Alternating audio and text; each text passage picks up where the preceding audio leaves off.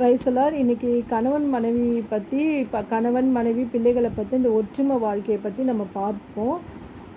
நம்மளுக்கு ஆண்டவர் என்ன சொல்லியிருக்கிறாருன்னா, உன் மனைவி வீட்டோரும் கனி தரும் திராட்சை கொடியை போல இருப்பார்கள், உன் பிள்ளைகள் ஒலிவுமர கன்றுகளைப் போல உன்னை சுற்றி வருவார்கள், கர்த்தருக்கு பயப்படுகிறவன் இவ்விதமாக ஆசீர்வதிக்கப்படுவான்னு சொல்லிட்டு சங்கீதத்தில் சொல்லியிருக்குது.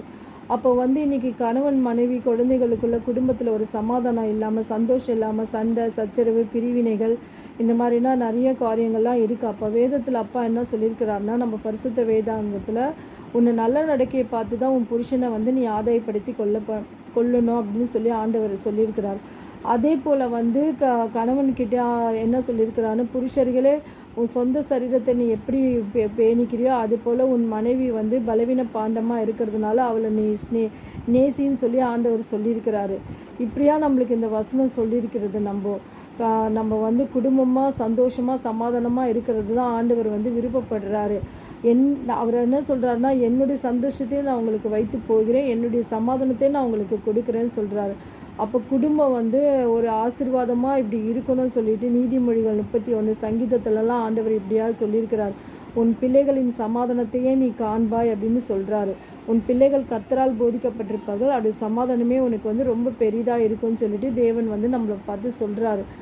பிள்ளைங்க இன்றைக்கி நம்மளுக்கு கீழ்ப்படியில் முரட்டாட்டமாக இருக்கிறாங்க. அப்போ இந்த வசனத்தை சொல்லுங்கள், என் பிள்ளைகள் கர்த்தரால் போதிக்கப்பட்டிருப்பார்கள், அவர்களுடைய சமாதானமே எனக்கு பெரிதாக இருக்குன்னு சொல்லிட்டு ஏசாயா 54 அதிகாரத்தில் ஆண்டவர் விதமாக சொல்லிட்டு இருக்கிறார். சங்கீதத்தில் இந்த மாதிரி சொல்கிறார். இந்த வசனங்களெல்லாம் பேசுங்க. விவாகம் யாவருக்கும் கனமுள்ளதாயும் விவாகம் மஞ்சம் அசுசிப்படாது இருப்பதாக என்று ஆண்டவர் சொல்லியிருக்கிறார். நித்திய விவாகத்துக்கென்று உன்னை தெரிந்து கொண்ட அதாவது விவாகம் யாவருக்கும் அது கனப்படுத்தப்பட்டு இருக்கிறது அப்படின்னு சொல்லியிருக்கிறாங்க. இன்றைக்கி பைபிளுக்கு அகெயின்ஸ்டாக இப்போ இருக்குது. நீ திருமணம் செஞ்சுக்காத, பிள்ளைங்களை பெற்றுக்காத, ஆணும் கல்யாணம் பண்ணிக்கலாம், பெண்ணும் கல்யாணம் பண்ணிக்கலாம், அதெல்லாம் ஆண்டவருடைய இல்லை. மனுஷன் கணவன் மனைவி பிள்ளைகளோடு வாழணுன்ட்டு தான் ஆண்டவருடைய விருப்பம். அதுபோல் மனிதன் தனித்திருப்பது நல்லதல்ல சொல்லியிருக்கிறாரு ஆதியாகமம் வசனத்தில். இன்னொன்று இடத்துல என்ன சொல்லியிருக்கோம், உன் தாய் தகப்பனை விட்டு உன் சொந்த மனைவியோடு இசைந்திருப்பாயாக சொல்கிறாரு.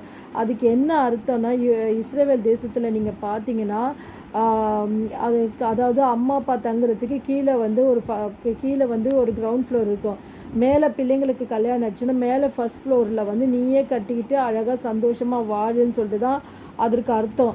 அதுக்கு நம்ம தப்பாக அர்த்தத்தை எடுத்துக்கக்கூடாது. அம்மா அப்பா பிரிஞ்சு போயிடணும், அம்மா அப்பாவை பார்க்கக்கூடாது, சாப்பாடு கொடுக்கக்கூடாது அப்படின்னு இல்லை.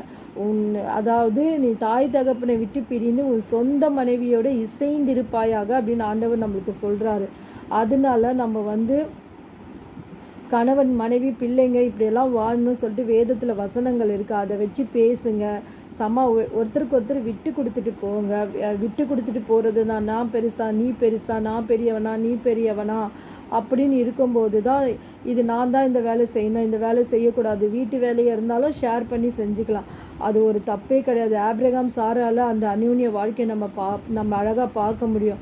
ஆபிரகாமை போய் கன்றுக்குட்டியை இது பண்ணி எடுத்து வேலைக்காரங்கிட்ட கொடுத்து அவரும் செஞ்சு இது பண்ணிட்டு வராரு. சாராளமாவும் பார்த்தீங்கன்னா வேதத்தில் எவ்வளோ பேர் வாழ்ந்துட்டுருக்காங்க. ஈசா ரெபேக்கால் அந்த மாதிரிலாம் பார்த்தீங்கன்னா, அப்படியா நம்ம கணவன் மனைவி பிள்ளைகள் இப்படி அழகாக வாழணுன்ட்டு தான் ஆண்டவர் சொல்லியிருக்கிறாரு. அதுக்கு ஏராளமான அந்த வார்த்தைகள் நம்ம பைபிளில் வேதாகமத்தில் இருக்குது. அதை எடுத்து நீங்கள் இது பண்ணுங்கள்.